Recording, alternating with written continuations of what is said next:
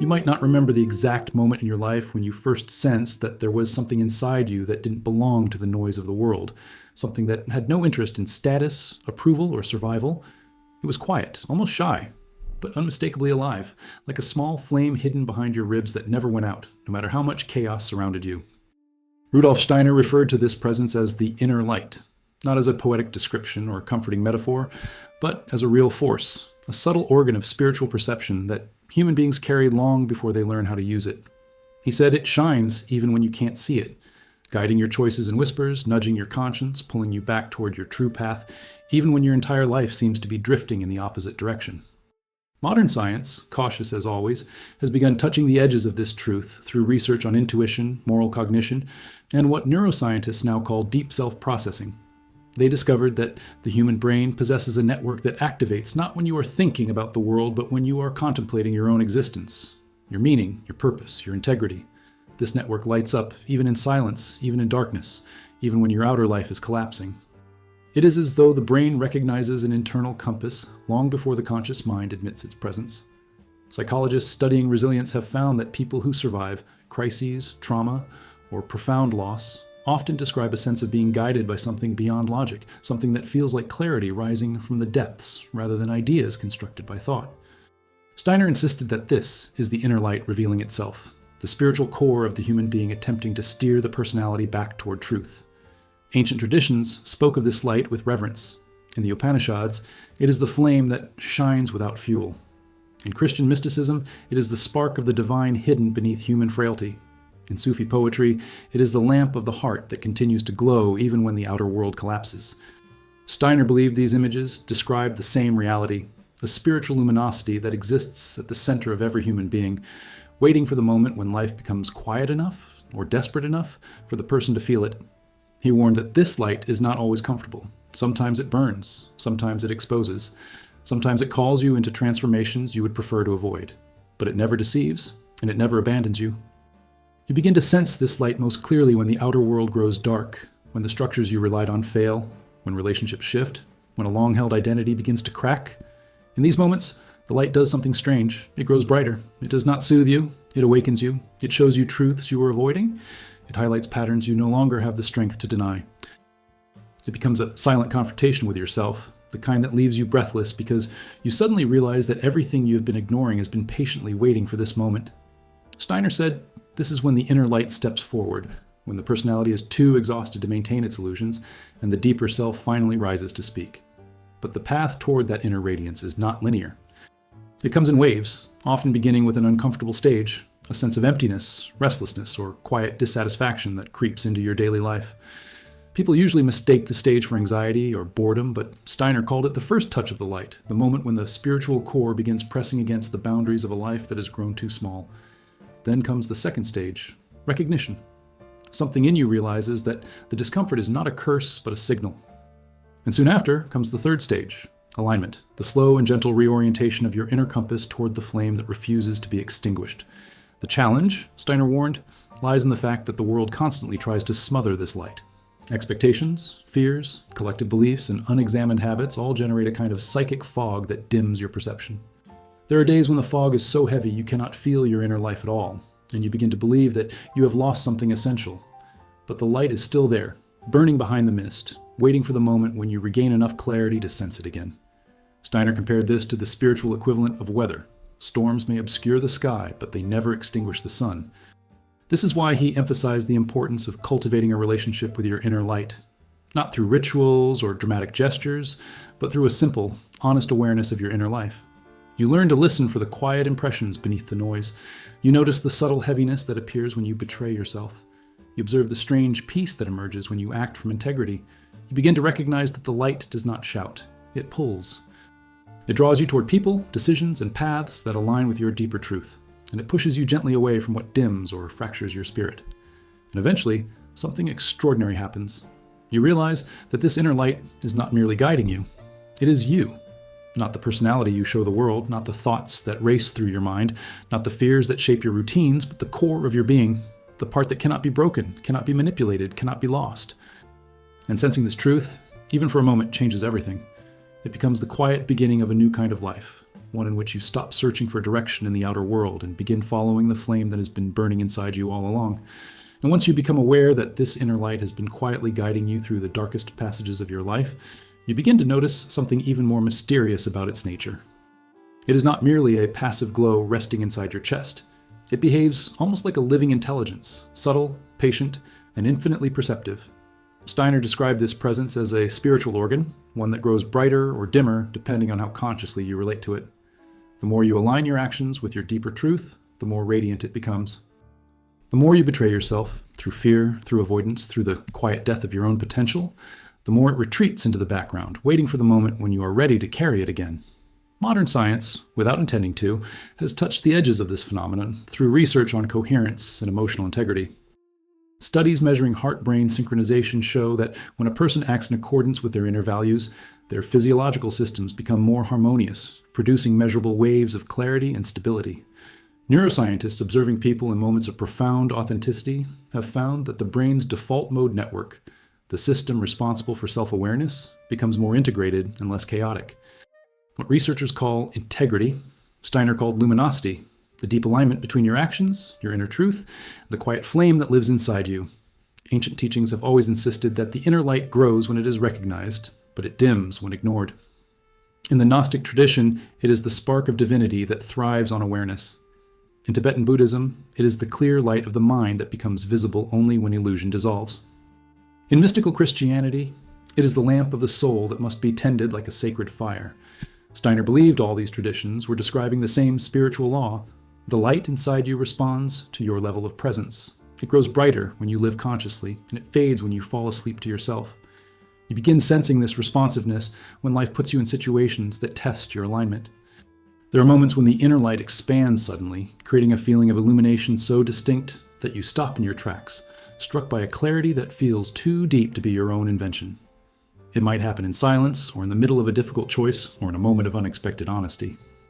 And then there are other times when you feel the light withdrawing, when you sense that you have stepped away from yourself, when your inner world becomes foggy or heavy, as though something essential has dimmed.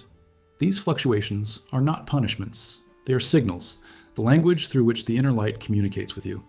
Steiner warned that the greatest danger is not losing touch with this light temporarily, but becoming numb to its presence altogether.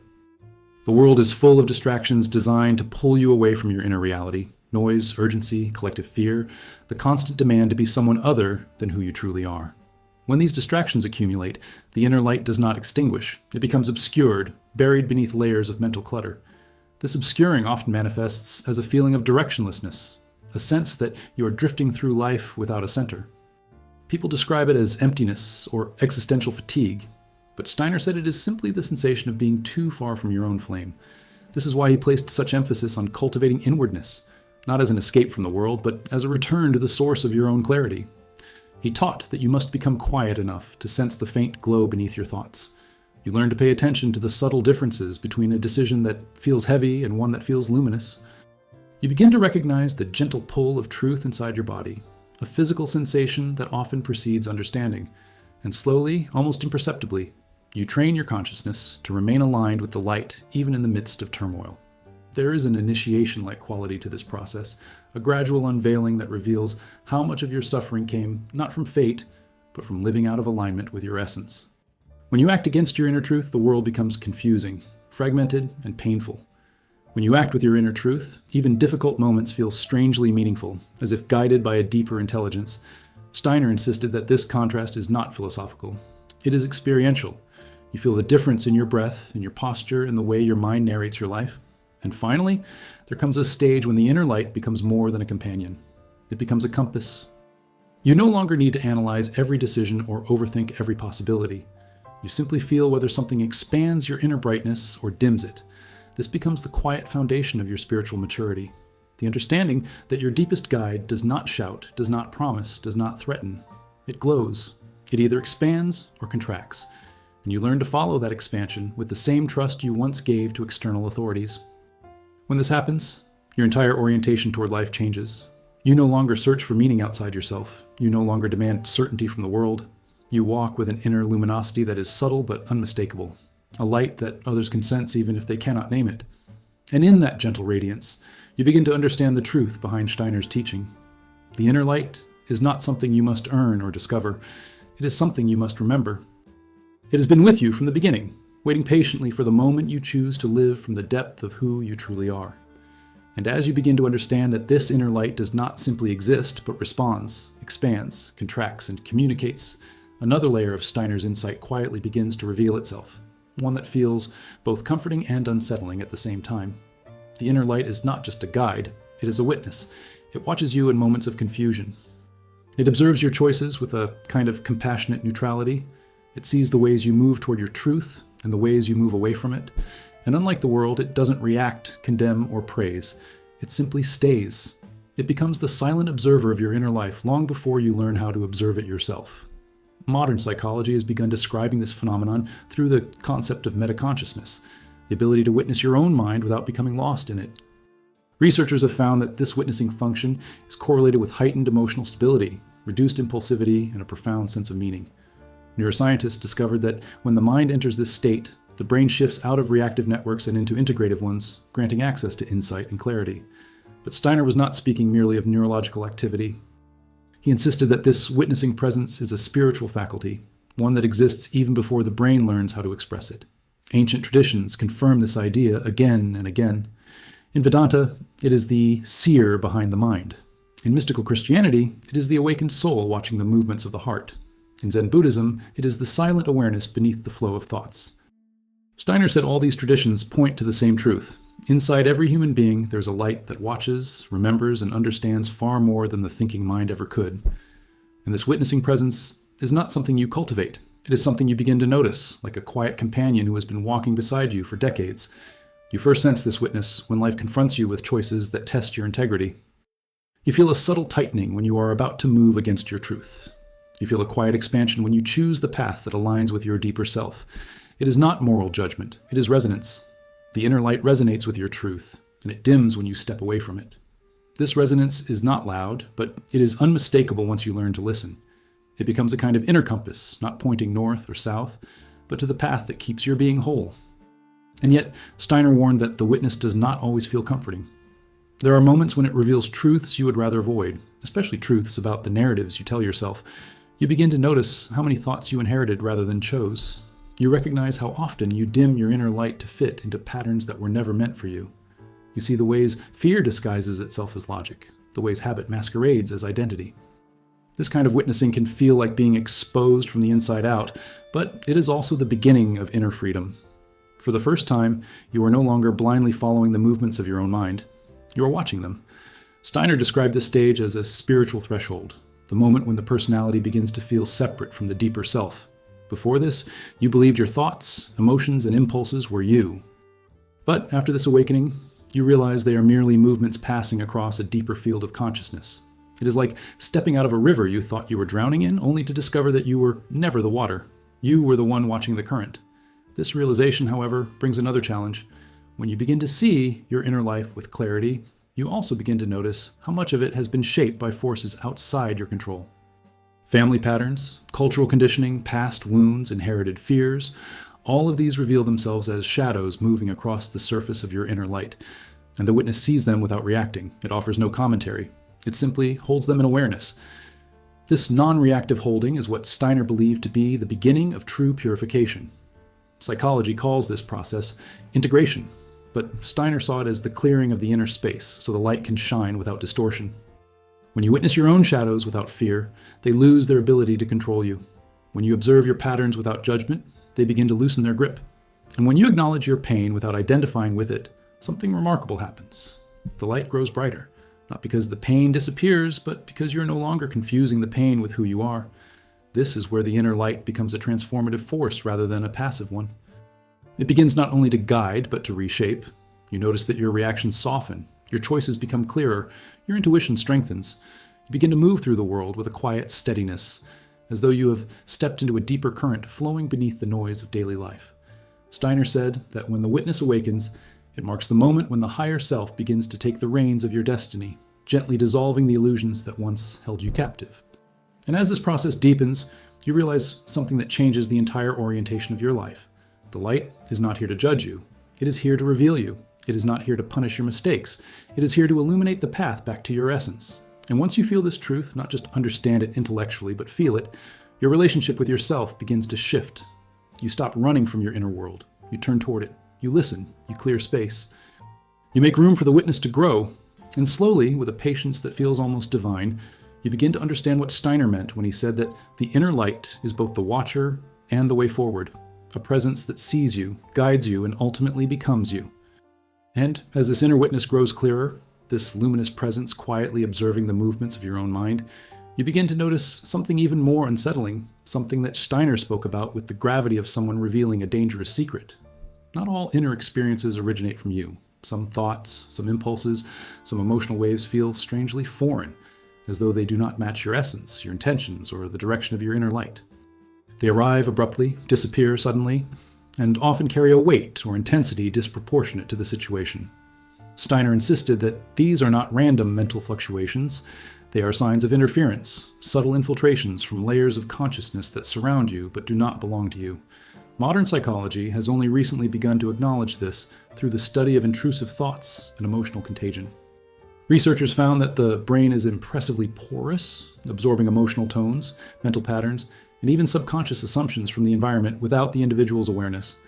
Neuroscientists studying mirror neurons discovered that the human brain involuntarily replicates the internal states of others, often matching their anxiety, anger, or despair within seconds. Social psychology revealed that a group's mood enters the mind like an invisible draft, shaping thoughts before they ever form into words. What scientists describe as contagion, Steiner described as the influence of forces that enter when the inner light is dim, when the boundaries of the self are blurred. Ancient teachings warned about this long before modern science caught up. In Tibetan Buddhism, these influences are described as kleshas, emotional obscurations that drift into the mind like passing storms.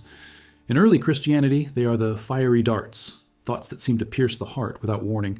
In Hermeticism, they are called astral residues, energetic imprints left by the emotions and intentions of others. Steiner unified these ideas into a single insight.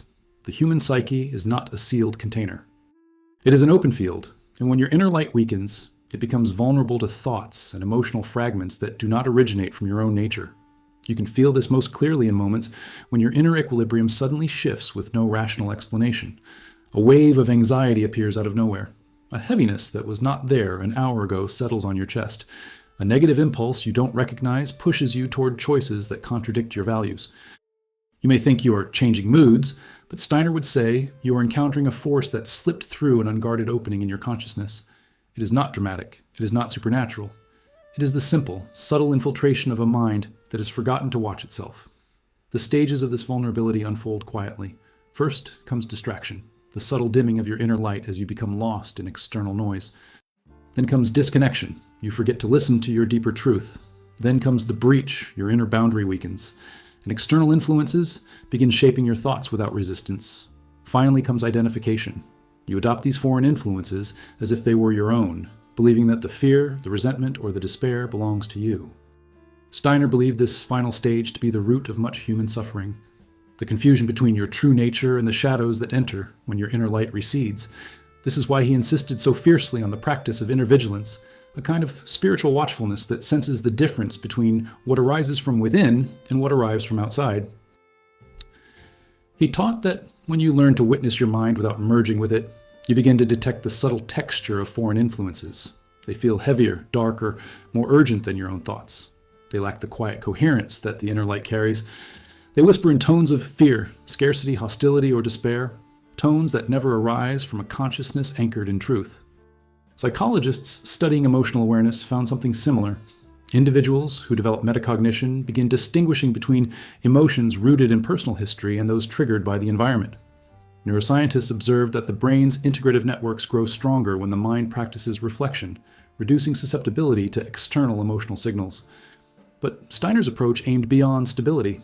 He believed awareness itself becomes a form of protection. When the inner light is strong, foreign thoughts cannot anchor themselves. When consciousness is awake, negative influences lose their power to shape your inner life. He described this protection almost like a living membrane, a subtle boundary woven from clarity, presence, and truth. When the mind is scattered, the membrane becomes thin. When the mind is centered, it becomes luminous, repelling what does not belong. Steiner taught that this boundary strengthens through simple but profound practices: sustained attention, honest self-observation, an alignment with one's deeper values. These are not moral disciplines, but energetic ones. They fortify the inner light, allowing it to shine through the layers of inner turbulence that once clouded your perception. And as this boundary strengthens, something remarkable begins to happen. You start noticing the difference between your voice and the noise of the world.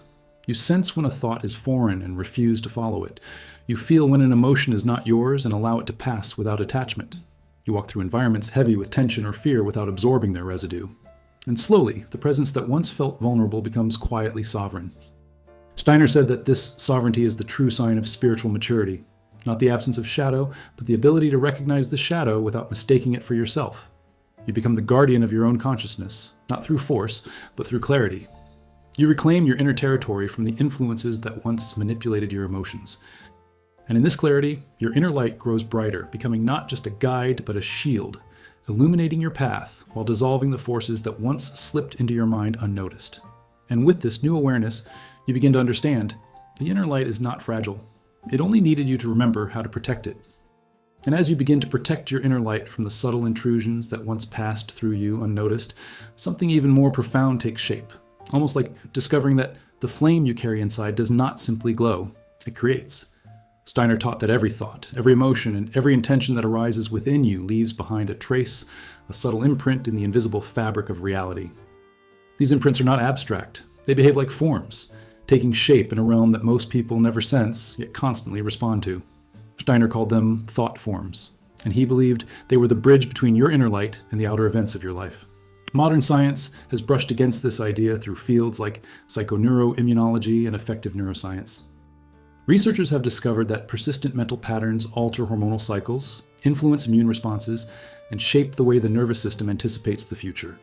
A person consumed by fear begins behaving in ways that invite more fear. A person guided by clarity creates circumstances that reinforce clarity. Psychologists studying perception have found that thoughts act like filters, making you interpret reality in ways that align with your internal state. But Steiner went further. He insisted that thoughts do not merely interpret reality, they help construct it. Ancient traditions have been whispering the same truth for centuries. In Tibetan Buddhism, the practice of creating tulpas acknowledges that thoughts can become subtle beings. In Hermeticism, the mind is said to shape the ether before matter forms. In Gnostic teachings, human consciousness is described as a creative force that interacts with layers of unseen reality. Steiner believed these teachings were not allegorical. They were literal descriptions of a subtle mechanism operating beneath the threshold of ordinary awareness.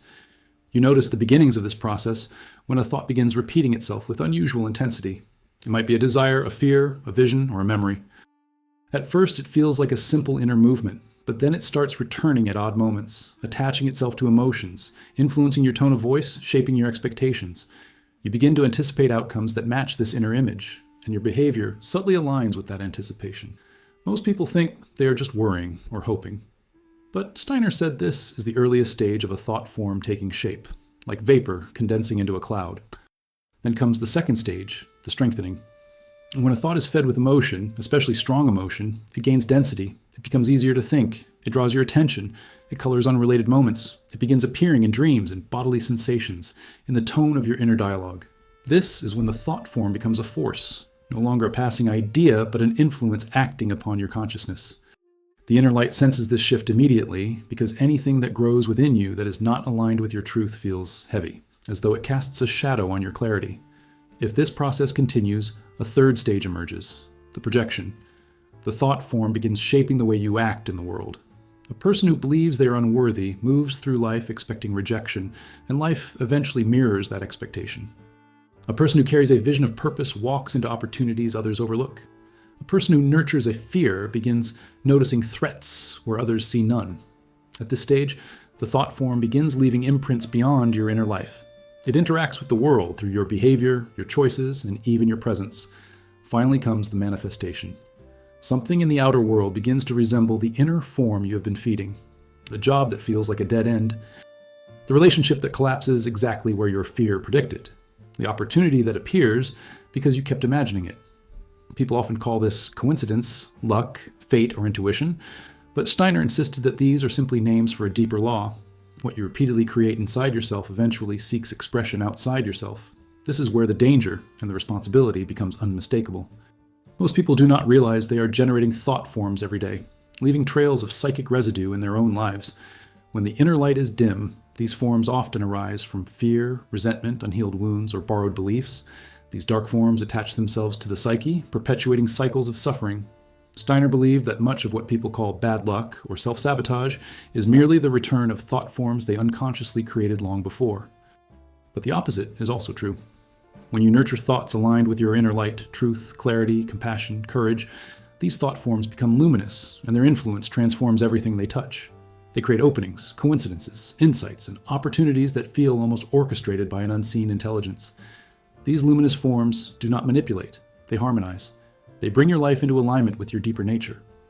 This is why Steiner emphasized the importance of conscious thinking.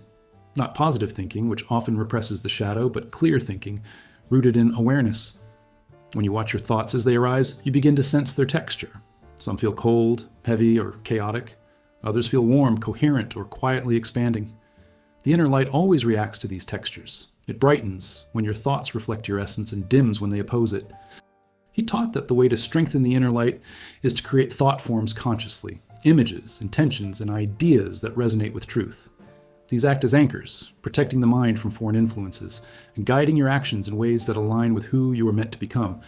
Over time, these luminous thought forms dissolve the darker ones, much like a flame dissolves shadows simply by existing. And as this process deepens within you, a quiet miracle occurs. You begin to trust yourself, not your impulses, not your fears, not your conditioned reactions, but the part of you that creates from clarity rather than confusion. You realize that the inner light is not merely reacting to your thoughts, it is teaching you how to think. It is guiding you to shape the invisible world with the same care you shape the visible one. And you understand, perhaps for the first time, that every choice you make in the subtle realm is a brushstroke on the canvas of your future.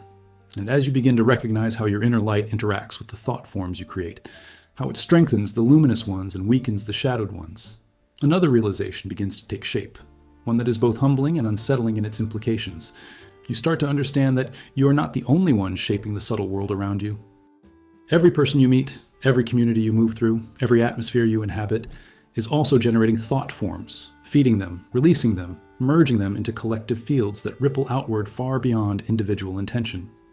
Steiner believed that these collective formations could grow powerful enough to influence not only the minds of individuals, but the emotional weather of entire families, workplaces, cities, and even eras of history. Modern science, though reluctant to use spiritual language, has begun detecting the edges of this phenomenon. Researchers studying group behavior discovered that emotions spread through social networks with the speed and precision of viruses. Neuroscientists found that when people share attention, their brainwaves begin to synchronize, aligning their perceptions and reactions in ways that feel almost choreographed. Studies on collective trauma revealed that emotional pain can echo through generations, shaping the behavior of descendants who never experienced the original wound. Psychology calls this social conditioning or emotional contagion. Steiner called it the shaping of the astral field, the subtle atmosphere formed by the shared inner worlds of groups. Ancient teachings have always warned about this invisible influence. In Buddhism, the concept of collective karma acknowledges that communities inherit and reinforce shared mental patterns. In mystical Christianity, entire regions were believed to fall under the influence of certain spiritual climates. In Sufi tradition, gatherings of people generate what is called a psychic current, a flow of energy that shapes the inner state of anyone who enters. Steiner believed these traditions were all describing the same reality. Human beings live not only in physical spaces, but in psychic ones, and these spaces can uplift, distort, confuse, or awaken the individuals inside them. You feel this most clearly in places where the emotional air seems thick with memories. A home that has witnessed years of resentment still carries the residue of those unspoken battles. A workplace built on competition radiates tension before anyone even speaks. A community steeped in fear or scarcity seems to press that fear into your skin the moment you arrive. These atmospheres are not metaphors, they are collective thought forms, shaped by the repeated emotions and beliefs of the people who inhabit those spaces. And when your inner light is dim, you absorb them as if they were your own. But something remarkable happens when your inner light is strong. Instead of absorbing the atmosphere, you begin to sense its contours. You can feel when a room is heavy or chaotic. You can feel when a group conversation is being pulled downward by unspoken negativity. You can feel when someone nearby is radiating fear, even if their face remains calm. This sensitivity is not weakness, it is perception. Steiner believed that when the inner light grows stronger, it acts like a lamp, illuminating the psychic field, revealing influences that most people move through blindly. Yet this sensitivity brings a new challenge. Once you can feel these collective forces, you must also learn not to be shaped by them. This is where Steiner introduced one of his most important teachings, the practice of inner boundary. Not a boundary of isolation or avoidance, but a boundary of identity, a clarity so strong that the collective field cannot override the guidance of your inner light. He taught that when you enter a space, you must remain rooted in your own inner center, or else the collective atmosphere will begin to pull you into its rhythm, replacing your clarity with the emotional climate of the group. Psychologists studying emotional regulation found something similar. Individuals with strong self-awareness are less susceptible to emotional contagion. Neuroscience supports this as well. The brain's integrative networks activate when a person maintains inner focus, allowing them to observe collective emotions without subconsciously adopting them. But Steiner's insight extends beyond stability. He believed that when you hold your inner light steady within a collective field, you change the field itself. A single person anchored in clarity becomes a kind of stabilizing force. A mind aligned with its inner light emits patterns of coherence that influence the subtle field around it, much like a tuning fork aligning other forks through resonance. You have likely experienced this without realizing it, the presence of someone calm in a chaotic room, someone grounded in a moment of crisis, someone whose clarity seems to soften tension without speaking a word. Steiner believed such people were not simply calm personalities, but individuals whose inner light was strong enough to radiate into the collective field. But this radiance carries responsibility. When your inner light strengthens, you can no longer pretend that your inner life affects only you. You begin to see that every thought you entertain contributes to the atmosphere that others must live in. Every fear you feed strengthens the collective field of fear. Every act of clarity, courage, or compassion becomes a subtle force countering the darkness that others unknowingly carry. The inner world ceases to be private. It becomes a contribution, for better or worse. And then comes the deeper truth, the one Steiner believed humanity was slowly awakening to. The collective destiny of a group, a family, or even a civilization is shaped by the sum of its inner lights. When enough individuals dim their inner flame, a shadow falls over the collective field, shaping events and circumstances that mirror that darkness. But when enough individuals hold their inner light steady, the collective field brightens, creating opportunities, coincidences, awakenings, and transformations that ripple outward in ways no single person could orchestrate. And in this realization, you begin to understand that the work you do within yourself is never just for yourself. It is for the unseen ecosystem of minds and hearts you move through every day. It is for your family, for your community, for the strangers who might cross your path. Your inner light is not merely a private sanctuary. It is a force participating in the shaping of the world. And as this understanding settles into you, that your inner light participates in shaping the collective atmosphere just as surely as the collective atmosphere tries to shape you, you begin to sense something even more subtle, something Steiner approached with extraordinary caution, as if unveiling a truth that requires a steady heart. He insisted that not all influences that reach the human mind come from visible environments or familiar emotional fields. Some arise from deeper currents of human experience, currents that flow beneath surface-level consciousness, feeding entire eras with impulses, desires, ideologies, and fears that no single individual invented. These forces move through cultures like subterranean rivers, shaping what people believe is possible, acceptable, or inevitable. Steiner referred to them as group souls, not in the mystical sense of a shared spirit, but as vast psychological fields created over centuries by humanity's collective thinking. Modern psychology hints at this through the study of archetypes and collective trauma. Jung proposed that certain symbols, fears, and impulses recur across civilizations because they emerge from a shared reservoir of human experience. Social theorists observe that entire populations can shift their beliefs in synchrony, often without clear external reason, as if responding to a deeper wave of thought. Neuroscientists studying mass behavior found that humans are neurologically predisposed to absorb dominant narratives, even when they contradict logic. What science calls conformity, Steiner recognized as something more complex, an unconscious merging with inherited structures of thought. Ancient cultures spoke of these forces in mythic language. In Greek mythology, these currents were personified as gods and titans, beings whose moods shaped the fate of nations. In the Vedic tradition, they were known as devas and asuras, subtle beings representing collective impulses toward harmony or conflict. In Kabbalistic mysticism, they were described as spiritual intelligences, formed from generations of human emotion. Steiner saw these traditions not as superstition, but as symbolic attempts to describe a phenomenon too large and subtle to name directly, that human beings live inside inherited psychic currents long before they learn to think independently. You feel these currents most clearly in moments when your thoughts shift in ways you cannot explain. Perhaps a wave of hopelessness rises, not because of anything happening in your personal life, but because the collective field of your society is steeped in despair. Perhaps a sudden surge of ambition or restlessness is not entirely yours, but echoes the anxieties of an entire generation. Perhaps your fear of uncertainty intensifies during times when the world itself trembles with instability. These experiences are not coincidences. They are signs that deeper forces are brushing against your inner light. This does not mean you are powerless. In fact, Steiner believed that becoming aware of these forces marks the beginning of true inner strength. Most people are carried by these currents without noticing, mistaking collective impulses for personal truth. They repeat inherited fears, adopt inherited identities, and follow inherited patterns of conflict or resignation. But you, by sensing the movement of these subtle forces, begin to stand apart from them. The moment you recognize that a thought or emotion might not originate from your own essence, you weaken its influence.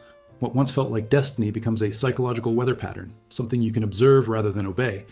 However, awareness alone is not enough. Steiner warned that these deeper currents can become overwhelming if the inner light is not anchored. Without a steady center, the group soul can pull you into cycles of fear, anger, or conformity that feel almost irresistible. These currents often rise during periods of collective crisis, war, economic collapse, cultural upheaval, when people unconsciously merge with the emotional tone of the era. Steiner taught that the only protection from these forces is an inner boundary stronger than the outer current, a sense of self rooted in something deeper than inherited psychology. He compared this process to standing in a river. If your footing is weak, the current sweeps you away. But if you stand firmly, the water flows around you rather than through you. Your inner light becomes that anchor. When it is bright, collective forces lose their ability to distort your perception. And when it is dim, you are vulnerable to being consumed by impulses that are not truly yours.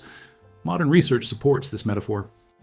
Psychologists studying resilience found that people with strong self-concept withstand social pressure far better than those whose identity depends on external validation.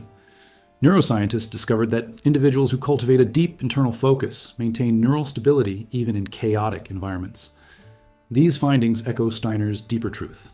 When you live from your inner light, you become immune to the gravitational pull of unconscious collective patterns. But something remarkable happens when the inner light becomes strong enough. Not only do you resist the collective currents, you begin influencing them.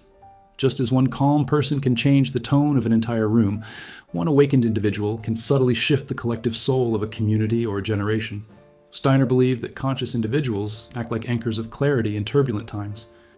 Their thoughts do not simply resist the collective field, they begin reshaping it, weakening its darker currents and strengthening its potential for truth. This influence is rarely dramatic. There is no spotlight, no applause, no recognition. It happens quietly, through resonance, through presence, through the steady glow of someone who refuses to collapse into inherited fear. And though the world may never know the source, it feels it, the small surge of courage in a moment of doubt, the unexpected clarity in the midst of confusion, the sudden gentleness that softens conflict. And so you begin to understand the gravity of having an inner light. It is not only for you, it is a stabilizing force in a world shaped by currents that often go unnoticed. It is a subtle anchor in an era where many drift. It is the quiet reminder that individuality is not isolation but contribution, your clarity becoming a point of resonance that others unconsciously lean toward when their own lights flicker. And in this realization, the path ahead becomes clearer. Your task is not to escape the collective soul, nor to conquer it, but to remain luminous within it, trusting that even one light held steadily can shift the course of an entire current. And as you begin to perceive how ancient currents of collective consciousness move through humanity, how they press against your inner boundaries, how they test the steadiness of your light, there comes a moment when you inevitably ask, how do I remain whole in a world that is constantly trying to shape me? Steiner understood this question better than most, because he believed that human beings are not merely influenced by the world, they are profoundly permeable to it. Without inner vigilance, the psyche becomes a doorway through which countless impressions, moods, suggestions, and subtle forces can enter. And yet, he insisted that human beings are not helpless. There's a form of protection, a kind of spiritual armor, that develops not through withdrawal, but through conscious presence. Modern psychology brushes lightly against this idea in its study of boundaries and emotional regulation. Researchers found that individuals who maintain a strong sense of internal identity are far less likely to internalize the emotions or narratives of others. Neuroscientists studying attention discovered that focused awareness strengthens neural pathways that resist unwanted influences. But Steiner pushed this further. He taught that the strongest protection is not resistance, but clarity, an inner alignment so stable that external forces cannot anchor themselves within you. You begin to sense this when you notice the difference between two states. The state in which you are open and undefined, easily swayed by emotions around you, and the state in which you inhabit yourself fully, as though you are rooted in your own presence. In the first state, the collective field can easily pull you into its narratives. In the second, it feels as though you are surrounded by a subtle sphere, a quiet membrane that allows you to see the world clearly without absorbing its confusion. This membrane is not imagined. It is the natural byproduct of a mind illuminated from within. Steiner taught that this inner protection emerges through stages, each deepening your relationship with your inner light. The first stage is awareness, the moment you recognize that not every thought or emotion that arises within you belongs to you. This recognition alone weakens the grip of external influences, because influence thrives in confusion, not clarity.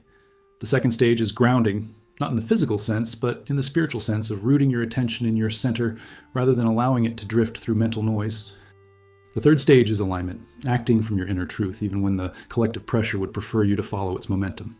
And the final stage is what Steiner called inner sovereignty, a state in which your thoughts and intentions form a stable core that cannot be overridden by external forces. You experience this sovereignty most vividly in situations that would have once overwhelmed you. A conversation charged with anger no longer pulls you into its emotional undertow. A chaotic environment does not invade your inner stillness. The fears of others do not ignite your own. Instead, you feel a kind of spaciousness expanding inside you, a quiet clarity that does not fight the chaos but simply refuses to merge with it. In that clarity, you realize that your inner light has become a shield, soft, luminous, and impenetrable. But Steiner warned that the greatest threats to the inner light do not come from dramatic external forces. They come from the subtle, unnoticed moments when you abandon yourself, when you say yes while your inner light says no, when you silence your truth to avoid discomfort, when you betray your own intuition out of habit, fear, or the desire to belong. It is in these small fractures that foreign influences enter, weaving themselves into your inner life. Protection, therefore, is not about vigilance against the outer world. It is about fidelity to your inner one. Ancient traditions echo this truth. In Hindu philosophy, dharma is the alignment with one's inner nature. In Christian mysticism, the armor of God is symbolic of spiritual integrity. In Taoism, Wu Wei is the effortless action that emerges when one is aligned with the Tao. Steiner believed these teachings were pointing to the same principle. When your actions, thoughts, and intentions are aligned with your inner light, no external force can overpower you. The power of the world lies not in its influence, but in your susceptibility to abandon yourself. And yet, protection is not isolation.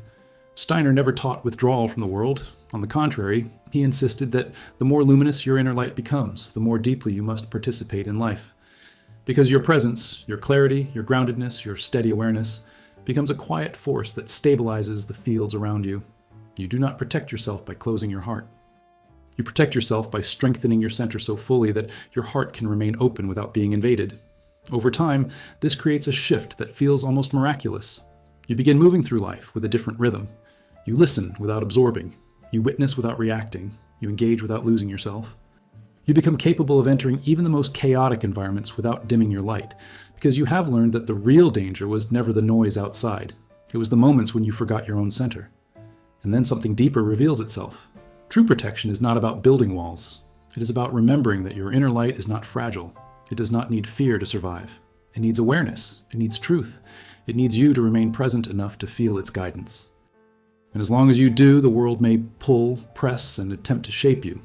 But it will never again be able to enter the inner sanctuary where your light burns. And as you continue to strengthen this inner protection, this luminous sovereignty that allows you to walk through the world without losing yourself inside it, something even more mysterious begins to awaken beneath the surface of your awareness. It does not arrive with the intensity of a revelation, but with the quiet certainty of a truth that has been waiting within you for decades. You begin to sense that the inner light is not merely a guide or a witness or shield. It is a doorway, a portal, a threshold through which a deeper form of consciousness begins to speak, not in thoughts, not in images, but in a silent knowing that feels older than your personality and wiser than your fears. Steiner called this the emergence of the higher self, the part of you that has been watching your entire life unfold from a vantage point you are only now beginning to reach. Modern researchers, dancing around this truth in the language of neuroscience, refer to it as the integration of higher order cognition or the awakening of meta-awareness. Studies show that when individuals develop a stable internal focus, the brain shifts into patterns associated with insight, intuition, and what psychologists call meaning making, the ability to perceive not just events, but the invisible threads connecting them. Neuroscientists have observed that people in this state show increased activity in brain regions associated with long-term vision, moral clarity, and a sense of expanded identity. But Steiner claimed that these measurable patterns are only shadows cast by something far larger, the awakening of the spiritual core that has been guiding you from beneath the noise. You feel this awakening most clearly in those strange moments when life seems to align itself around an inner movement that you cannot fully explain. A thought arises, quiet but firm, and leads you toward a decision that brings unexpected clarity. A feeling nudges you to take a step you had been avoiding, and suddenly a door opens where none existed before. A quiet voice within you whispers, "This is the way." And although it does not justify itself, you recognize it with the familiarity of something you once knew deeply and are now remembering. These moments are not coincidences. They are glimpses of the higher self stepping forward, using the inner light as its channel. Steiner insisted that this higher self is not separate from you. It is the essence of who you truly are when freed from the layers of conditioning, fear, and inherited identity. It is the part of you that has never been wounded, the part that remembers why you came into this life, the part that carries your deepest truth like a seed waiting for the right season. When this self awakens, your relationship with your inner life changes entirely. You no longer treat your thoughts as absolute. You no longer accept every emotion as truth. You begin to watch your inner world with a kind of gentle authority, as though you finally understand that you are not the storm but the sky in which the storm unfolds. But awakening this deeper consciousness is not a peaceful ascent. It often begins with a dismantling, a quiet unraveling of everything you built on foundations that were never your own. Old desires lose their charm. Old fears lose their bite. Old identities begin to crack, not because you have failed them, but because you have outgrown them. The higher self does not rise from comfort. It rises from the quiet collapse of illusions.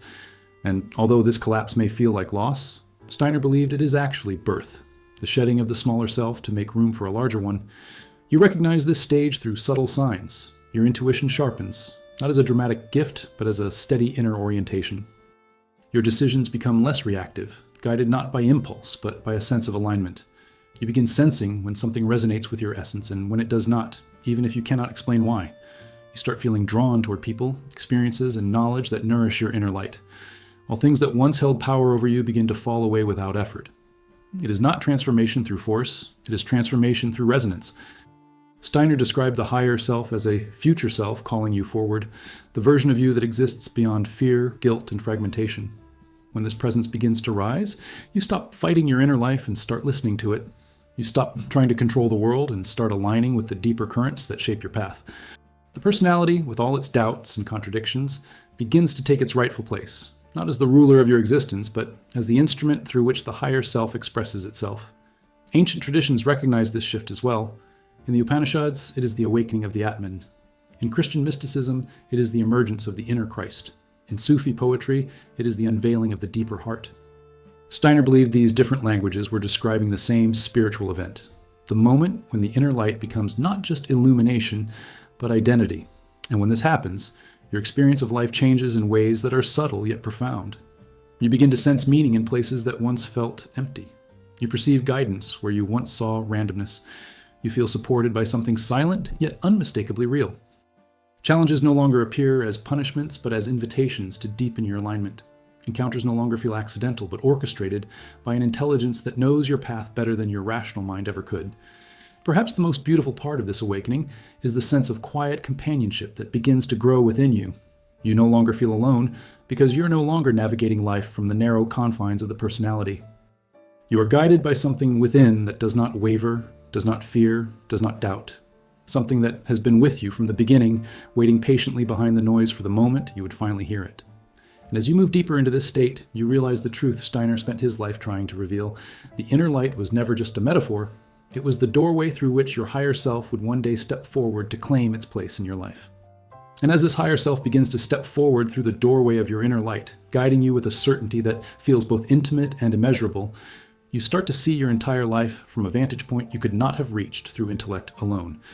It is as though you have climbed above the weather of your own mind, and from this new height, the patterns that once seemed random reveal their quiet coherence. The struggles that felt senseless take on a strange necessity. Losses that once hollowed you out now appear as the clearing of space. Even the moments where you felt abandoned by life now begin to feel like the moments when life was silently preparing you to hear a voice that had been speaking all along. Steiner believed that this shift in perception is the true beginning of spiritual adulthood. Not the attainment of serenity, not the acquisition of mystical insight, but the moment when you stop waiting for the world to explain itself to you and begin reading it through the illumination of your inner light. This does not make life easier. It makes it meaningful. You start to sense that existence is not a series of disconnected events, but a conversation between you and the deeper intelligence shaping your path. And each experience, no matter how painful or confusing, becomes a kind of correspondence from that hidden source, an invitation to deepen, to awaken, to align. Modern psychology cannot name this transformation directly, but it has started observing its traces. Researchers studying post-traumatic growth have found that individuals who undergo profound internal shifts often describe a feeling of guidance and inner compass that grows stronger after intense suffering. Neuroscientists have even detected changes in brain networks associated with meaning and purpose, as though the mind, once broken open, becomes capable of integrating experiences that were previously unbearable. But Steiner would say that these scientific observations are merely the shadows. What is truly happening is that the higher self has begun to inhabit the space that trauma once occupied. This inhabitation brings with it a quiet transformation in how you relate to your past. Instead of revisiting old wounds with resentment or shame, you begin to see them as part of a larger architecture. Not mistakes, not failures, but necessary thresholds you had to cross in order to build the inner strength that now allows your light to shine without flickering. You begin to understand that the moments when you felt most lost were the moments when the outer self could not continue and the deeper self had to emerge. And in that understanding, the past loosens its grip. It becomes part of your story without defining your direction. But the most powerful effect of this awakening is felt not in how you see the past, but in how you move into the future.